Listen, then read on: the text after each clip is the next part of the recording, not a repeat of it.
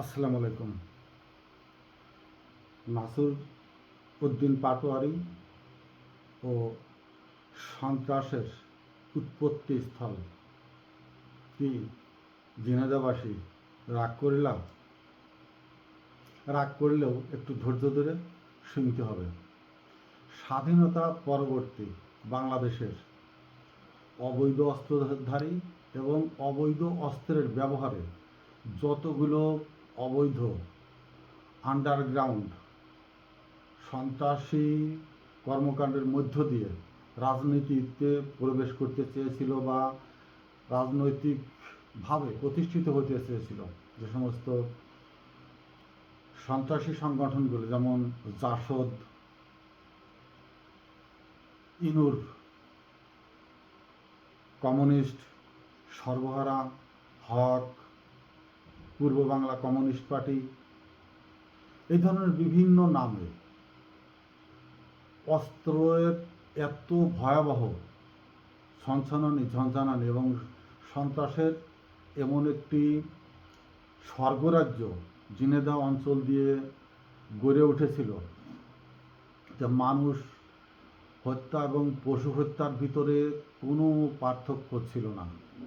দিন কি রাত, জাসদের মোস্তফা থেকে শুরু করে একেবারে শেষ সেই শামসুর হত্যা পর্যন্ত সন্ত্রাসী যেমন সংগঠন তেমনি নতুন নতুন নামে সন্ত্রাসীদের উত্থান, অর্থাৎ প্রতিশোধ।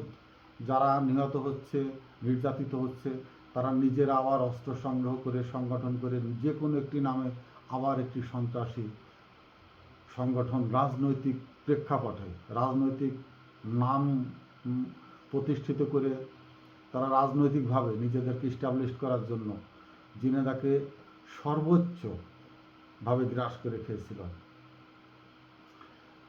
একবার ভুলে যাবার কথা নয়, সদ্য আওয়ামী লীগের শেষের দিকে এসেও এমপি আনার তাদেরই দলের ঝিনাইদহ জেলার সংগঠনের সর্বোচ্চ নেতারা তাকে কৌশলে ঝিনাইদহ নিয়ে হত্যা করে, এবং সেটা এমনভাবে যে তার মাংস বিভিন্ন জায়গায় ছিঁড়িয়ে ছটিয়ে ফেলে রাখে নির্মমভাবে হত্যা করার পর। তো সেই সন্ত্রাসীদের স্বর্গরাজ্য হচ্ছে ঝিনাইদহবাসী, ঝিনাইদহর মানুষ, যারা জন্মেছেই সন্ত্রাসী কর্মকাণ্ডকে সামনে রেখে বা সন্ত্রাসীদের মধ্য থেকেই রাস্তায় দৌড়াতে দৌড়াতে যারা প্রতিষ্ঠিত হয়েছে, বড় হয়েছে। আমার মশিউর ভাই এখন নাই। এখন ঝিনাইদহর কি বলবো, আর হাল ধরেছে আমার কালো ভাই। কালো ভাই শৈলকুপার আসাদ সাহেব আইনমন্ত্রী। কালো ভাই আমার সংসদে দাঁড়িয়ে সুন্দর সুন্দর কবিতা আবৃত্তি করেন। দেখতে হ্যাভাসাবা বোকার বলে হলেও সাহিত্যের গুণকীর্তন ওনার ভিতরে কিছুটা হলেও আছে। উনি প্রেমের কি স্বাদ আছে বলো, নিন্দার কাকা যদি না ফুটলে, এইভাবে বিভিন্ন মমতাজ গান গাইতেন, উনি কবিতা আবৃত্তি করেন। মানে সংসদের ওই ধারাটি ওখানে তিনি সেই ঐতিহ্য ধরে রেখেছেন। তো ওনার আগে পিছে যারা যতটুকুন জানে রাজনৈতিক প্রেক্ষাপট বা তার রাজনৈতিক ভূমিকা, তার হাতে পুরা ঝিনাইদহ, আর বাকি সব গেছে জামাত ইসলামের হাতে। তো সেই ঝিনাইদহ নাসির উদ্দিন পাটোয়ারি আসলেন শুক্রবারের এক জুমায় নামাজ পড়তে তার ছেলেপেলেদের সাথে নিয়ে। অন্য কোনো প্রোগ্রাম ছিল বলে আমি এখনো শুনিনি। সেই নাসির উদ্দিনকে ডিম নিক্ষেপ করা হলো। কাকে? নাসির উদ্দিনকে ডিম নিক্ষেপ করা হচ্ছে। ডিম নিক্ষেপ করছে কারা? বিএনপির ঝিনাইদহ জেলার যে সভাপতি, সে আর একজন ইসলামী বিশ্ববিদ্যালয়ের ছাত্রদলের আহ্বায়ক।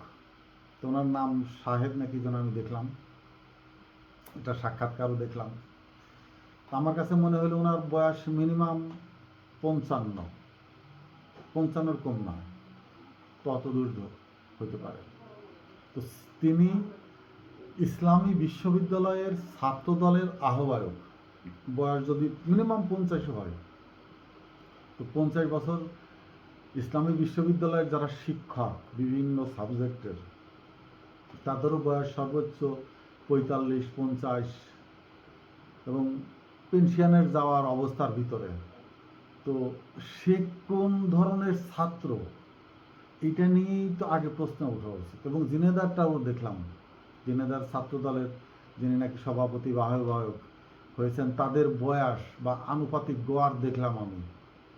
ছাত্র দলের রাজনীতি যদি তারা করে, বিএনপি এত বড় একটি বৃহত্তম রাজনৈতিক সংগঠন, যারা বলে যে তারা দীর্ঘদিন ক্ষমতায় ছিল, তারা এখনো এইটাই নির্ণয় করতে পারল না যে কারা ছাত্র কারা অছাত্র, কাদের দিয়ে ছাত্র সংগঠন মানায়, কাদের দিয়ে স্বেচ্ছাসেবক দল মানায়, কার পটভূমি কোথায়। এরা একজনকে নিয়োগ দিয়ে নির্বাচন করে, যে হোক, কৃষক মানুষের পুরা চাষি হোক, মৎস্যজীবী হোক, তাঁতি হোক, কুলি হোক, যেই হোক না কেন, তাদের মন মতো একজনকে হলেই তাকে এনে ছাত্র দল বা বিভিন্ন জায়গায়, এমন একটি জায়গায় হয়তো যে যার জমি জমায় কোনো কিছু নাই, বাবা কলা বিক্রি করে বা এর পথে ঘাটে, সে কৃষক দলের সভাপতি। মানে কি বলবো, এই যে সংগঠনের যে ঐতিহ্য, সংগঠনের যে সাংগঠনিক দর্শন, সেখানে বিএনপি এতটা দেউলিয়া, এতটা নিজেদেরকে মানে পচনশীল, ক্ষয়শীল ভাবে রাজনৈতিক সংগঠনগুলো এরা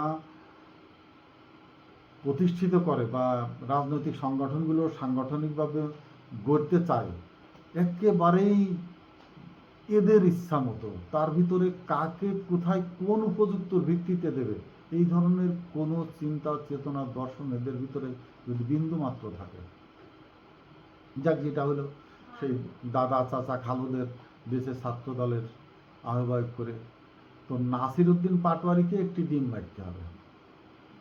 একটি ডিম মারার জন্য তো একটি ছেলেই যথেষ্ট, এবং সেটা জিনেদার ছেলেই যথেষ্ট। তো তাকে সেই ডিম মারার জন্য সেই ইসলামী বিশ্ববিদ্যালয় থেকে সেই আহ্বায়ককে আবার হায়ার করে নিয়ে আসছে জিনেদারা, যে আমাদের আর কুল হচ্ছে না, তুমি আসে একটু পাশে আমাদের সাহস দাও। ডিম নিক্ষেপ করা হলো কাকে, আমি বারবার বলছি কাকে, নাসির উদ্দিন পাটোয়ারিকে। কে বাসাধনেরা, এত যদি সাহস থাকে, ডিম নিক্ষেপ একটা আওয়ামী লীগের বিরুদ্ধে করো, যারা তোমাদের 17 বছর 15 বছর রাস্তায় দাবড়ে নিয়ে বেরিয়েছে কুকুরের মতো, তাদের ডিম মারিয়ে সাহস দেখাও কতটা কলিজা, কতটা শক্তিশালী। কিন্তু ডিম মারলে কাদের তোমরা, যারা সেই 15 বছরের নির্বাসন নির্যাতন থেকে তোমাদেরকে মুক্ত করে আজ সরকারে বসাবার অনেকটা অংশীদার তারা। আজ তোমাদের ডিম মারবার যে রাজপথ উন্মুক্ত করে দেওয়ার অংশীদারিত্ব যারা, তাদের গায়ে তোমরা ডিম মারলে। তাহলে এখানেও যদি রাজনীতি নিয়ে আমি প্রশ্ন তুলি, যে বিএনপি রাজনীতি কাদের নিয়ে কাদের বিরুদ্ধে করে, যারা তাদের নির্যাতন করে, হয়রানি করে, কেস কালাম করে, তাদের বিরুদ্ধে, নাকি তাদেরকে যারা মুক্ত করে দিয়ে রাজনীতির অঙ্গন উন্মুক্ত করে দিল তাদের বিরুদ্ধে? কাদের বিরুদ্ধে এদের অবস্থান? হাই জিনেদার, মানে জিনেদার সন্ত্রাস এমন এক, ওই যে আমি নাম দিয়েছি কিন্তু সন্ত্রাসের উৎপত্তি স্থল। তো ভূমিকম্প হলে ভূমিকম্পের একটি উৎপত্তি স্থল থাকে, আমাদের নরসিংদীর থেকে হয়, ভারতের নেপাল থেকে, ভুটান থেকে, ওই অঞ্চল থেকে হয়, বার্মা থেকে হয়, বলে উৎপত্তি স্থল। এবং রিক্টার স্কেলে তার একটি মাপ ওঠে, কাঠি ওঠে। তো ভারতের সন্ত্রাসের যে উৎপত্তি স্থল, এবং সেটা যে রিক্টার স্কেলে এতটা লাল রেডের ভিতরে সিগন্যাল মারছিল, যে আপনাদের মনে থাকার কথা, এর প্রথম স্বরাষ্ট্রমন্ত্রী আখতারুজ্জামান সাহেব, তিনি জিনেদায় অপারেশন করেছিলেন এই সন্ত্রাসের বিরুদ্ধে, এই অবৈধ অস্ত্রধারীদের বিরুদ্ধে। শেষ তক আওয়ামী লীগের সেকেন্ড টার্মে এসে স্বরাষ্ট্রমন্ত্রী নাসিম সাহেব ব্যাপকভাবে প্রচার করে এই আন্ডারগ্রাউন্ডের সন্ত্রাসীদেরকে সারেন্ডার করা, এবং তাদের উপযুক্ত, যার যে রকম উপযুক্ত, সেখানে আনসার পুলিশ বা বিভিন্ন জায়গায় গার্ড টার্ডে চাকরি দিয়ে, বিভিন্ন মিল ফ্যাক্টরিতে চাকরি দিয়ে তাদেরকে সমাজের স্বাভাবিক জীবনযাপনে ফিরিয়ে আনার জন্য চেষ্টাটি করে গেছে। রিক্টার স্কেলে তাদের কত বড় একটি সন্ত্রাসের স্বর্গরাজ্য বা পরিমাপের যোগ্য হয়ে উঠেছিল যে সেখানে অভিযান চালিয়ে অস্ত্র স্যারেন্ডার করে তাদেরকে চাকরি বাকরি দিতে হয়েছে এই জিনেদাতে। এই জিনেদা কোন জিনেদা? গাজী কালু চম্পাবতীর জিনেদা। সেই জিনেদার এই গাজী কালুর যে শায়ের আছে না, শায়েরে কিন্তু বলা আছে গাজীর লাখ লাখ লক্ষ লক্ষ গরু, হাজার হাজার গরু মাঠ ভরা, কোথায়? কিতাবে, মাঠে নেই। তো জিনেদা অঞ্চল দিয়ে বিএনপির সেই গাজীর সেই কিচ্ছার মতোই বিএনপিতে ভরা ঠাসা, কিন্তু সংসদ সদস্য সব জাসদের, জামায়াতের। একটা শুধু আমার কালো ভাই পাইছে। কালো ভাই এদের আগেও বলছি, কোন কালো ভাই? নিশান ছবির কথা মনে আছে? জাভেদ ববিতার নিশান ছবি, কালো ছিল, এক পা খোড়া, হাত খোড়া, এক তরবারিতে যুদ্ধ করে নিশান উড়াইয়ে দিছিল। সেই নিশান উড়াইয়ে দিচ্ছে পুরা জিনেদায় আমার কালো ভাই, সংসদে নিয়ে পুরা জিনেদার প্রতিনিধিত্ব করে। সেই তো জিনেদা।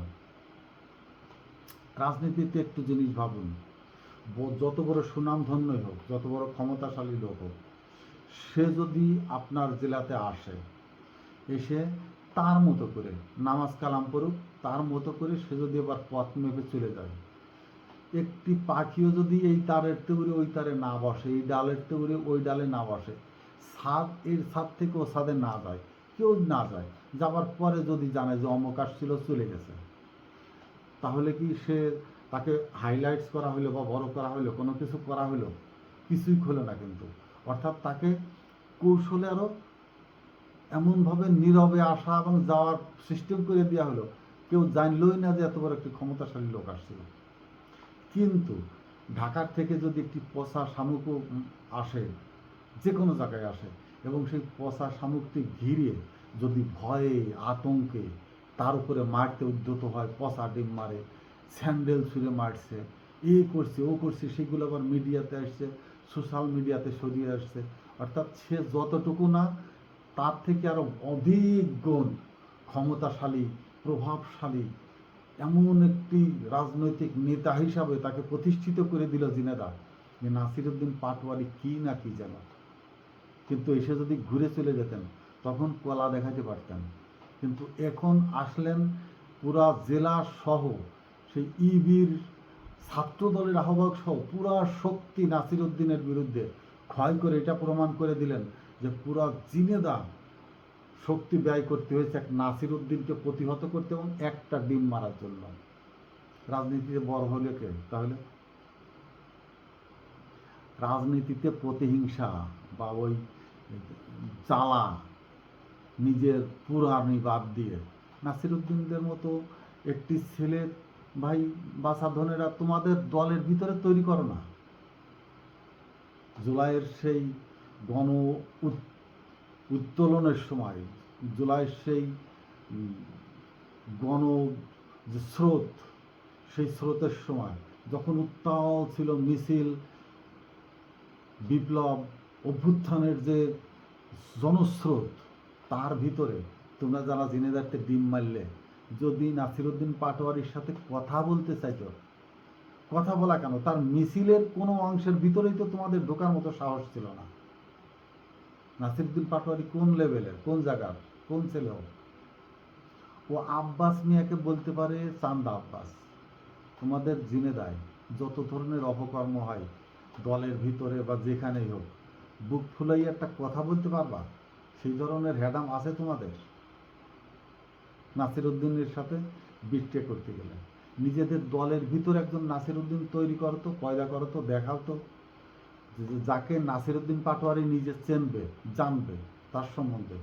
এবং নাসিরউদ্দিন পাটোয়ারি জিনেদার ঢোকার আগে মাগুরা থেকেই ফোন করবে বা যশোর থেকে ফোন করে, ভাই আমি তো আপনার জেলায় একটু আসতে চাচ্ছি, যদি অনুমতি দেন, বা আসার পরে যদি আপনার একটু দর্শন দেন, একসাথে দুই ভাই একটু চা খাইতাম, নিজেকে গৌরবান্বিত মনে করতাম, আসবেন নাকি একটু আমার সাথে, বা আপনার যদি অনুমতি দেন, কোথায় আছে আপনার সাথে একটু দেখা করি।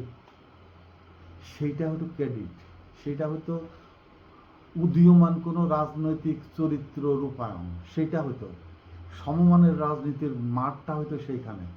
কিন্তু এইটা কি হলো, নিজেদের কোন অবস্থানে কোথায় টুকায়ের জায়গায় নিয়ে যাওয়া হয়ে গেল না। তারপর নাসিরউদ্দিন তো মামলা করেই গেছে, মামলা তো হয়েছে, এবং হয়তো এটা বলে সান্ত্বনা যে মামলা করে গেছে, ঠিক আছে, 2-1 মাস পরে আমরা রাজনৈতিক হয়রানিমূলক মামলা বলে এটা বাতিল করে দেবে কোর্টের থেকে। কিন্তু মামলাটা হয়ে গেছে। হ্যাঁ, আপনারাও আরেকটি তার নামে মামলা করেছেন, কিন্তু এটা তো একটা হাস্যকর ব্যাপার হলো না। নাসিরউদ্দিন পাটোয়ারি এনসিপির কয়েকজন ছেলে নিয়ে পুরা জেলায় এসে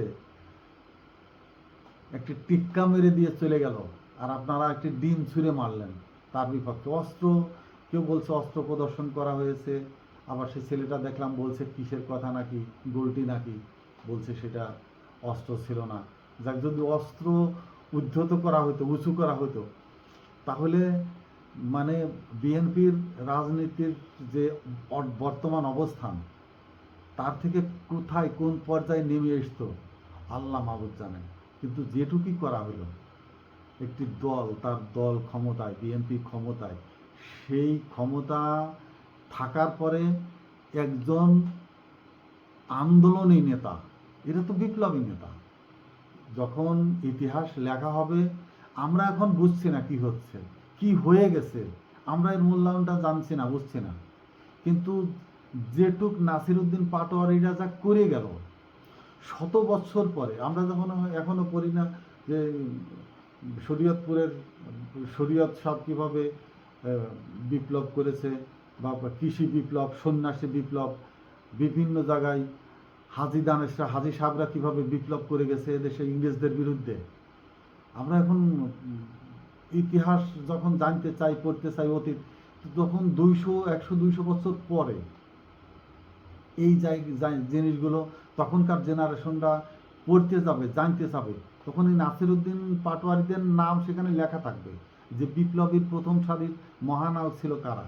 এই হাসনাত, সার্জিস, নাহিদ, নাসিরউদ্দিন পাটোয়ারি, আসিফ মাহমুদ, আরেকটা মেয়ে যে এমপি হলো সাবরিনা, সম্ভবত মেয়েটার নাম মনে নেই, এদের নাম লেখা থাকবে সেখানে। এদের ছবি বিভিন্ন রাজনৈতিক অঙ্গনে বড় বড় করে টানানো থাকবে। গণভবন যদি চিড়িয়াখানায় রূপান্তরিত হয়, এই বিপ্লবীদের ছবি সেখানে বড় বড় করে টানানো থাকবে। তো তারা গেছে আপনাদের ওখানে, আপনারা নিজেদেরকে ওর লেভেলে নেওয়ার জন্য অন্তত বলতেন যে ভাই আপনি আসছেন, আমার দল ক্ষমতায়, তো আপনি এনসিপির নেতা, কি করতে পারি আপনার জন্য, কি করলে আপনি স্বস্তি বোধ করবেন, তাকে নিয়ে আপনারা বসতেন, একটু আনন্দ ফুর্তি করতেন, হাসাহাসি করতেন। এনসিপির যারা আছে ওখানে, সেই সব ছেলেপেলেও অনেকটা আপনাদের সাথে আন্তরিকভাবে মিশে যেত। কালকে কি হবে সেই চিন্তা করে রাজনীতি করতে হবে। আপনারা বিএনপির এই যে হমজিকালী রাজনীতি, যদি কখনো ভবিষ্যতে, অতীতে যেটা হয়ে আসলো, ইদানিং সম্প্রতি অতীত যেটা হয়ে আসছে, এবং ভবিষ্যতে যদি হয়, আওয়ামী লীগ যদি মাঠে তর্জন গর্জন করে শক্তিশালী হয়ে ফিরে আসে, মাঠ কাঁপাতে চায়, আপনারা কি আওয়ামী লীগের বিরুদ্ধে যাবেন, যেতে পারবেন? সম্ভব হবে? আপনারা তাকিয়ে থাকবেন ওই শিবিরের ছেলেদের দিকে, এনসিপিদের ছেলেদের দিকে, এবং এই আওয়ামী লীগকে প্রতিহত করতে, পুরো আওয়ামী লীগকে প্রতিহত করতে একমাত্র ঢাল হয়ে দাঁড়াবে এনসিপি এবং শিবিরের ছেলেপেলে, এবং যতগুলো তাদের থেকে তীর, বর্ষা, বুলেট ছুটি আসবে আপনাদের দিকে, ইট পাটকেল, এই ছেলেগুলোই বুক উঁচিয়ে দিয়ে আপনাদেরকে শেল্টার দিবে, ক্ষমতায় রাখবার জন্য বা আপনাদের অস্তিত্ব রক্ষার্থের জন্য। তারা কারাই? তারাই যে এনসিপি, তারাই জামাত। আওয়ামী লীগ কখনো আপনার বন্ধু হবে না, আওয়ামী লীগ কখনো আপনাকে সুরক্ষা দেবে না। কিন্তু যারা আপনাদেরকে সুরক্ষা দিল, মুক্ত করলো, আপনাদের রাজনীতি করবার সুন্দর একটি প্রেক্ষাপট, আঙ্গিনা তৈরি করে দিল, তাদের সম্মান দেখালেন কিভাবে? কাউকে সম্মান দেখাই সম্মানিত হতে হয়।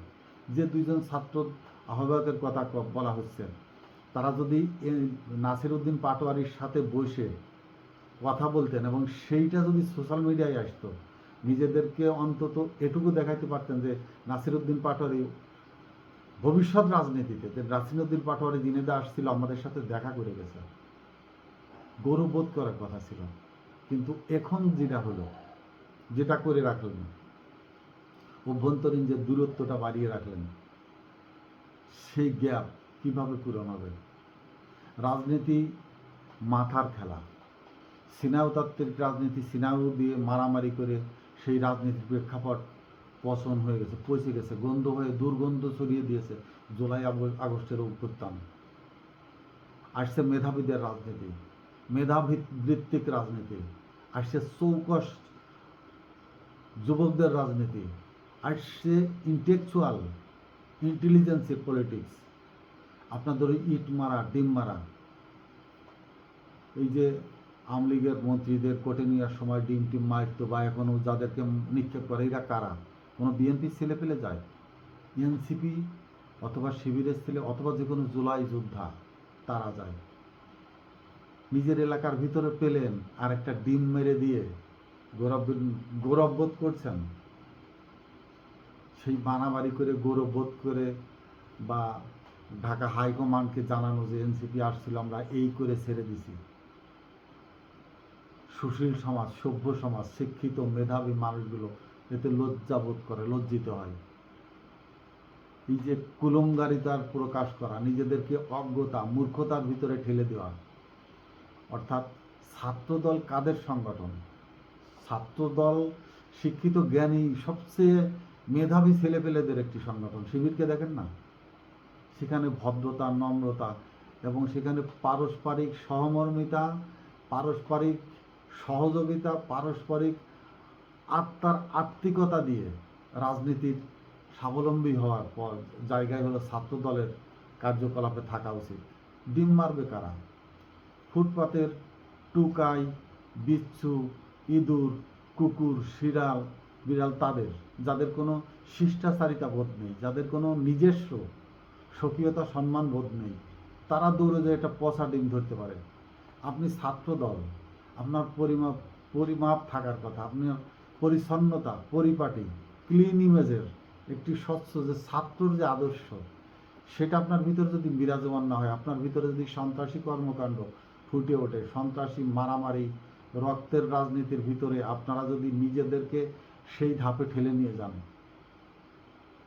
আইনমন্ত্রীর জেলা, বিন্দুমাত্র চিন্তা করার প্রয়োজন ছিল যে একদিকে সব জাসদের, বারবার জাসদ বলছি, জামায়াতের আসন, একটা মাত্র সৈকপাত একটা সিট, সেটাও কিন্তু আইনমন্ত্রীর। কোথায় আইনমন্ত্রীর? তাহলে আইনমন্ত্রীর জেলা জেনে যায়। ওইখানে কোন পরিবেশ বিরাজ করা উচিত এখন? যেখানে বন্ধুত্বের হাত বাড়িয়ে মানুষকে নিজেদের কোলে টেনে নেবেন, বুকে টেনে নেবেন, সেইটা না করে যদি ইট, পাটকেল, ডিম ছুঁড়ে মারার প্রস্তর যুগে আপনারা ফিরে যান, রাজনীতির আবার সেই পুরনো মাঠ নূতন করে জনসম্মুখে উন্মোচিত করতে চান, এমনভাবে ধুলোয় মিশে যাবেন, এমনভাবে নিষ্পেষিত, নিঃস্ব হয়ে যাবেন। ভবিষ্যৎ, এবার তো অনেক গ্লোবাল পলিটিক্যাল ইঞ্জিনিয়ারিং সিস্টেমে ক্ষমতায় এসছেন, নিজেদের ভোটে কিন্তু না, এগুলো বুঝতে হবে। গ্লোবাল ইঞ্জিনিয়ারিং পলিটিক্স, সেইভাবে ক্ষমতায় এসছেন। নিজেরা ভোট দিয়ে ক্ষমতায় আসার মুরত কিন্তু নেই। বাচাধনেরা সেই উন্মত্ততা, সেই পশুবৃত্তিটা, সেই নিম্নগামী হীনমন্যতার রাজনীতি থেকে বের হয়ে আসতে হবে। আর বিএনপিকে বলি, মেধাবী, জ্ঞানী,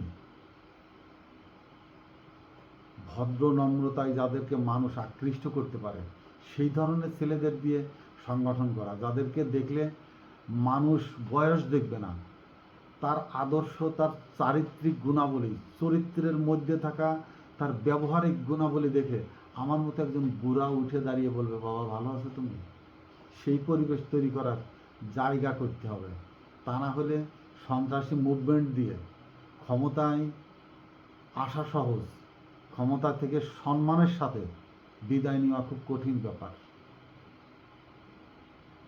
ক্ষমতায় আসা, ইঞ্জিনিয়ারিং করে গ্লোবাল পলিটিক্সে হোক, ভৌগোলিকভাবে দক্ষিণ এশিয়ার এই ভোল্যান্ড রাজনীতির ভিতরে চক্করে পড়ে আসা সম্ভব, কিন্তু সম্মানের সাথে রাষ্ট্র পরিচালনা করে, সম্মানের সাথে ফুলের মালা গলায় দিয়ে, জনগণের ভিতরে আকাঙ্ক্ষা জাগিয়ে, কাঁদিয়ে, ভালোবাসার স্থান তৈরি করে, সেখান থেকে দুঃখে নিরাশ তাকে ক্রন্দনরত রাস্তায় রেখে সম্মান নিয়ে রাজনীতি থেকে শেষ করে বিদায় নেওয়া অত্যন্ত দুর্লভ ব্যাপার। সেই পথই যদি নূতনভাবে আবিষ্কৃত না হয়, নূতনভাবে সেই রাজনৈতিক ধারা, রাজনৈতিক পরিবেশ যদি দলের ভিতরে আবির্ভূত না হয়, এই ডিম মারার রাজনীতি, পাটকেল মারার রাজনীতি, নিজের এমপিদের কলকাতায় নিয়ে খুন করার রাজনীতি, আবার সেই ইটের ভাটার ভিতরে জীবন্ত মানুষ হাত পা বেঁধে ফেলে দেওয়ার রাজনীতি, আবার সেই উঠানে গলা কেটে দেওয়ার রাজনীতি, আবার সেই প্রকাশ্যে একবার স্ট্যান্ড গান চালিয়ে মুহুর্মুহু গুলি দিয়ে পুরা এলাকায় লাশের স্তূপ গড়ে তোলা, সেই রাজনীতি বাংলাদেশে আর ফিরে আসবে না।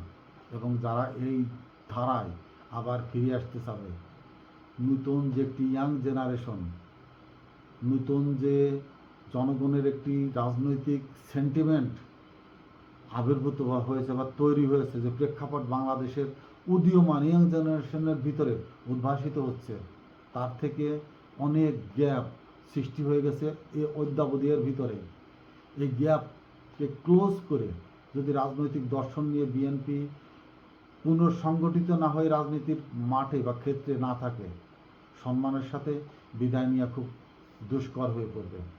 অতএব নাসির উদ্দিনকে সম্মানের সাথে বরণ করে, সম্মানের সাথে প্রতিপক্ষ হিসাবে চ্যালেঞ্জ থাকবে, কিন্তু সেটা যেন সম্মানজনক হয়। নাসির উদ্দিনকে সম্মান করলে, হাসনাদের সম্মান করলে যে করবে সে নিজে সম্মানিত হবে। আর যদি তাদের বিরুদ্ধে ইট পাটকেল ছুড়ে যায়, মনে হচ্ছে দৃষ্টিতে হয়তো একটি ডিম মারা গেল, একটি ইট পাটকেল ছুড়ে দেওয়া হলো, কিন্তু তার জন্য হাজার হাজার হাত মুষ্টিবদ্ধ হয়ে আছে, তাদের ভিতরে ডিম, আগুন, বুলেট, ককলেট, সমস্ত কিছুই তাদের হাতের ভিতরে আছে। তাদের হাত মুষ্টিবদ্ধ হাত যেন আপনাদের বিরুদ্ধে বিস্ফোরিত না হয়, উন্মোচিত না হয়। ধন্যবাদ। আসসালামু আলাইকুম।